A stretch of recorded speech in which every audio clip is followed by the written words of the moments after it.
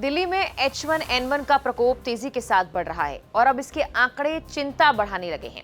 24 अगस्त तक दिल्ली में इन्फ्लुएंजा ए और बी के कुल 3,239 मामले सामने आ चुके हैं। इनमें H1N1, H3 और दूसरे इन्फ्लुएंजा स्ट्रेन्स भी शामिल हैं।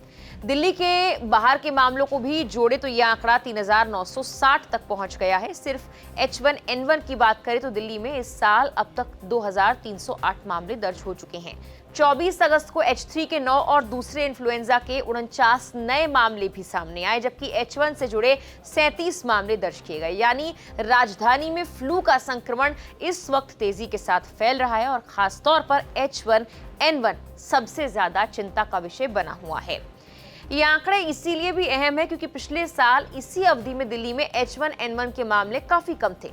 इस साल संक्रमण में तेज बढ़ोतरी देखने को मिल रही है और देश के दूसरे हिस्सों से भी इन्फ्लुएंजा के बढ़ते मामलों की खबरें आ रही हैं। कर्नाटक में जनवरी से अब तक 4,212 इन्फ्लुएंजा केसेस दर्ज किए गए और राज्य के स्वास्थ्य मंत्री के मुताबिक फिलहाल करीब 300 से 400 एक्टिव केसेस है, जिनमें बड़ी संख्या बेंगलुरु से है। केरल, महाराष्ट्र और गुजरात में भी सीजनल इन्फ्लुएंजा के मामलों में बढ़ोतरी देखी जा रही है।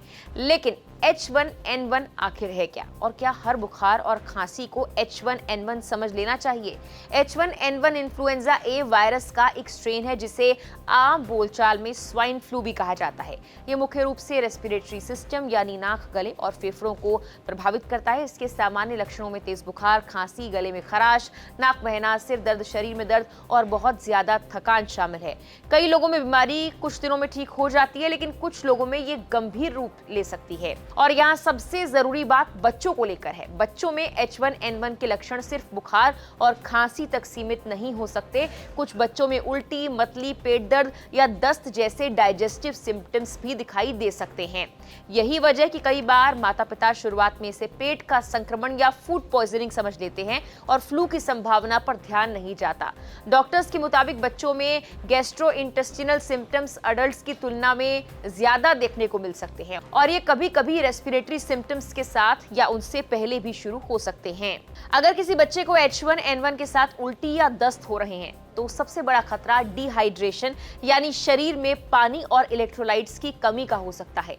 इसीलिए बच्चे को एक साथ बहुत ज्यादा पानी पिलाने के बजाय थोड़ी-थोड़ी मात्रा में बार-बार फ्लूइड्स देना जरूरी है। पानी, ORS और बच्चे के लिए उपयुक्त दूसरे फ्लूइड्स मददगार हो सकते हैं।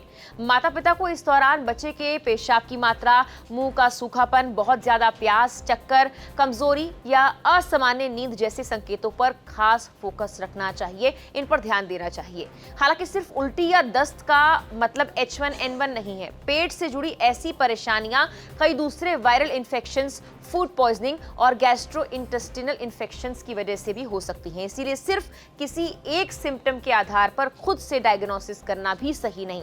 अगर बच्चे को बुखार के साथ खांसी है, गले में दर्द है, शरीर में दर्द है या सांस से जुड़ी परेशानी और हालत बिगड़ रही है तो डॉक्टर से सलाह लेना जरूरी है। खास तौर पर छोटे बच्चों, बुजुर्गों, गर्भवती महिलाओं और पहले से किसी बीमारी से जूझ रहे लोगों में इन्फ्लुएंजा ज्यादा गंभीर हो सकता है।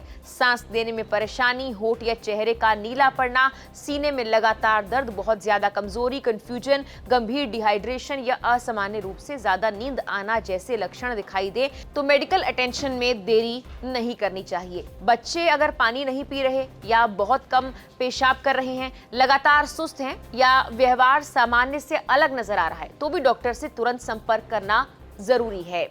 अब सवाल यह कि H1N1 के बढ़ते मामलों के बीच इलाज की क्या स्थिति है। दिल्ली में टेमीफ्लू यानी ओसेल्टामिविर दवा की उपलब्धता को लेकर कई तरह के सवाल उठे हैं। पूर्वी दिल्ली के GTB हॉस्पिटल में मंगलवार को टेमीफ्लू का स्टॉक खत्म होने की जानकारी सामने आई। हालांकि अस्पताल प्रशासन ने यह कहा कि उन्हें स्टॉक खत्म होने की जानकारी नहीं है और अगर जरूरत हुई तो दवा तुरंत मंगाई जाएगी। वहीं संजय गांधी हॉस्पिटल प्रशासन का यह कहना है कि दवाओं और जांच से जुड़ी सुविधाएं उपलब्ध हैं और जिन कुछ टेस्टिंग किट्स की कमी हुई थी उन्हें मंगवा लिया गया है। दूसरी ओर दिल्ली केमिस्ट एसोसिएशन ने यह दावा किया है कि बाजार में टेमीफ्लू उपलब्ध है। यानी दवा की उपलब्धता को लेकर अलग अलग जगहों से अलग अलग जानकारी सामने आ रही है। ऐसे में मरीजों या परिवार को खुद से टेमीफ्लू खरीदकर शुरू नहीं कर देनी चाहिए। ये दवा डॉक्टर की सलाह के मुताबिक ही ली जानी चाहिए, खासकर बच्चों और हाई रिस्क पेशेंट्स में। बढ़ते मामलों के बीच Indian Council of Medical Research यानी आईसीएमआर ने भी लोगों से घबराने की बजाय सावधानी बरतने की अपील की है। आईसीएमआर के महानिदेशक डॉक्टर राजीव बहल के मुताबिक इस समय इन्फ्लुएंजा के मामलों में बढ़ोतरी सीजनल पैटर्न का हिस्सा है और गंभीर मरीजों की संख्या बहुत ज्यादा नहीं है। देश भर में सर्विलेंस के लिए 23 हॉस्पिटल्स को मॉनिटरिंग सेंटर्स बनाया गया है और 73 लैबोरेटरीज हर सप्ताह संदिग्ध मरीजों के सैंपल्स की जांच कर रही है। दिल्ली में अब स्कूलों को लेकर भी अलर्ट जारी किया गया है। इन्फ्लुएंजा और स्वाइन फ्लू के बढ़ते मामलों को देखते हुए डायरेक्टरेट ऑफ एजुकेशन ने दिल्ली के गवर्नमेंट एडेड और इसके अलावा प्राइवेट स्कूल्स के लिए भी स्पेशल एडवाइजरी जारी की है। स्कूल प्रशासन को अलर्ट रहने, जरूरी सावधानियां बरतने के निर्देश दिए गए। साथ ही स्कूलों से 31 अगस्त तक कंप्लायंस रिपोर्ट जमा करने के लिए कहा गया है। लेकिन फ्लू से बचाव में सिर्फ स्कूल या अस्पताल की जिम्मेदारी नहीं है, घर पर भी कुछ बेसिक प्रिकॉशंस काफी अहम है। अगर किसी व्यक्ति में फ्लू जैसे सिम्टम्स नजर आते हैं तो उसे दूसरों से बेहद करीब जाने से बचना चाहिए, भीड़-भाड़ वाली जगहों से दूरी रखनी चाहिए और हाथों की हाइजीन का ध्यान रखना चाहिए।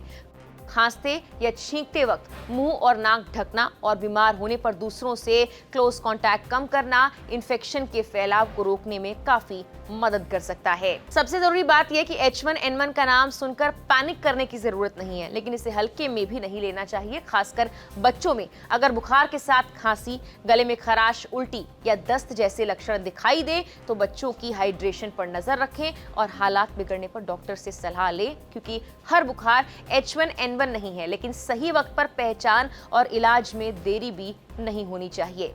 दिल्ली में 24 अगस्त तक इन्फ्लुएंजा के 3000 से ज्यादा मामले और H1N1 के 2000 से ज्यादा मामले सामने आ चुके हैं। ऐसे में अभी सबसे जरूरी है घबराना नहीं, बल्कि सिम्टम्स को पहचानना, बच्चों पर फोकस रखना और जरूरत पड़ने पर सही मेडिकल हेल्प लेना। फ्लू सीजनल हो सकता है, लेकिन सावधानी और सही जानकारी ही इसे गंभीर होने से रोक सकती है। फिलहाल के लिए इस वीडियो में इतना ही।